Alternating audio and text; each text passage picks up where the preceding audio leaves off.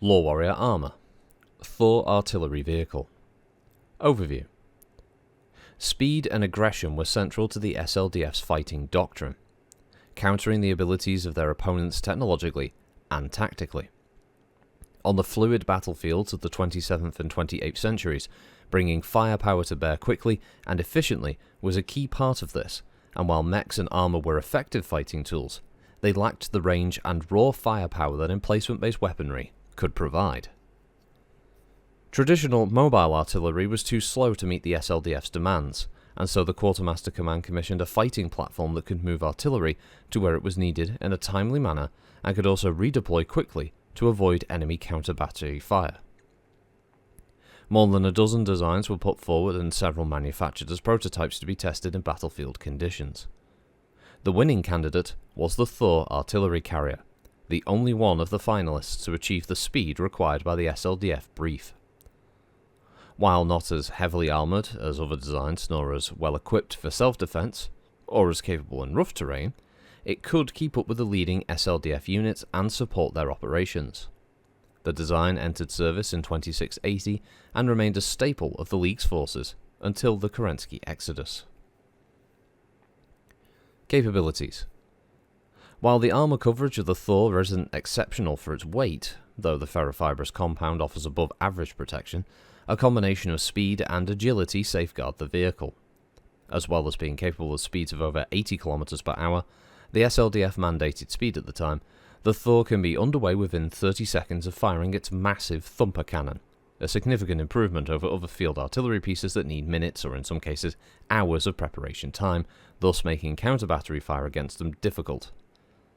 In the rare eventuality of the Thor taking significant damage, a well-designed crew compartment minimises their exposure to harm, while a case system directs any ammunition brew-ups away from the crew. The Thumper Cannon forms the centrepiece of the Thor's armament, the gunner having direct access to the communications array for ease of relaying information to their spotters. Auto-loading gear speeds the cannon's operation and allows the Thor to lay down a devastating rain of shells. Though of smaller calibre than other artillery pieces, this is more than compensated for by its mobility and ease of use, allowing the Thumper-equipped Thor to hurl barrages against targets up to 7 km away. Although the Thor isn't intended as a frontline combatant, the flexible nature of the forward edge of the battle means the Thor occasionally finds itself in harm's way. It's thus equipped with twin medium lasers for self-defense, both mounted on a crane-like turret assembly, but the vehicle's greatest protection is speed and the ability to avoid combat. Deployment. The SLDF fielded hundreds of Thors and also exported them to the House militaries. The Star League model served with distinction in the wars against Amaris, though it massively thinned their numbers, and the last known examples would leave of Kerensky.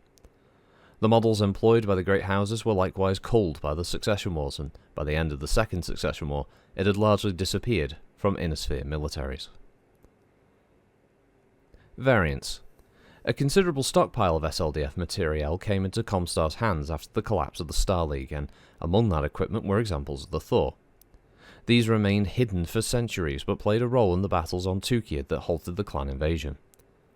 Most of these models adhere to the classic Star League configuration, as do the examples seen with clan second-line forces, though these may employ clan versions of lasers and construction materials. But some have made use of recovered and newly developed tech.